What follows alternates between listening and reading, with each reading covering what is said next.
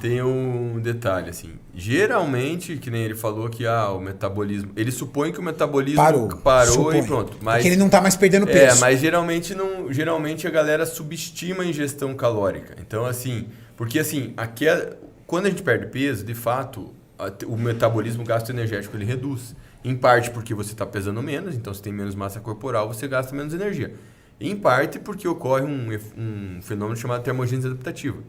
Mas mesmo assim, essa redução do metabolismo com a perda de peso, ela dificilmente faz alguém parar de perder peso nos primeiros meses. Se o cara segue a dieta mesmo, isso daí não é suficiente para travar o emagrecimento. É que ele vem vendo uma grande perda por semana.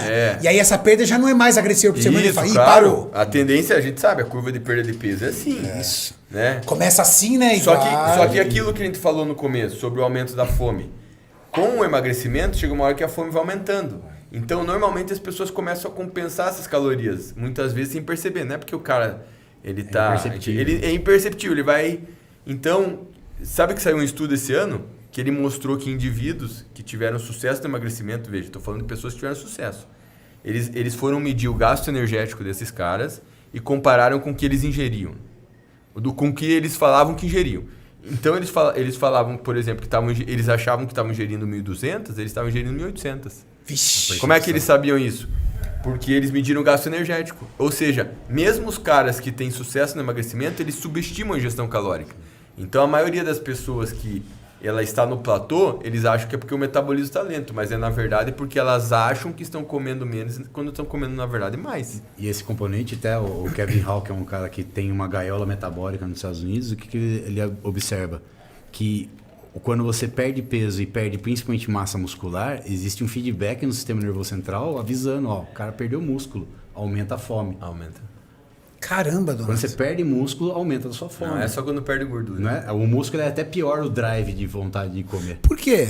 Porque ele percebe que você está entrando em definhamento, você está no... um mecanismo de defesa. Defesa. É igual... Risco de sarcopenia, por exemplo. E aí o que ele observou, que quando você faz essa perda de peso agressiva sem o controle e você perde massa magra, o rebote de você comer mais é muito maior. Por isso que porque o corpo não para...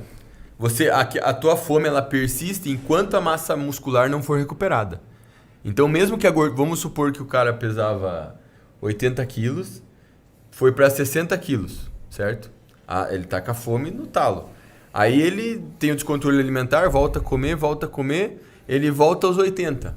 Só que ele não tem a mesma massa muscular do início. Ele tá com a massa muscular menor. A fome continua? A fome continua. Aí quando ele atinge, por exemplo, 85 e a massa muscular voltou ao valor inicial, daí a fome estabiliza. Ou seja, é a desgraça da dieta mal calculada. Exato. Ela pode levar o cara depois a um revés muito pior de onde ele estava. Exatamente. É o que explica um pouco do efeito sanfona em algumas pessoas, né? Entendi. E esse efeito sanfona que faz o que a gente chama o efeito de ioiô, né? Que a pessoa perde peso, sobe o peso de novo, perde peso, sobe o peso.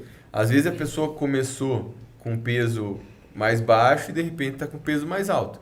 Geralmente esse efeito sanfona acontece justamente em quem não é obeso.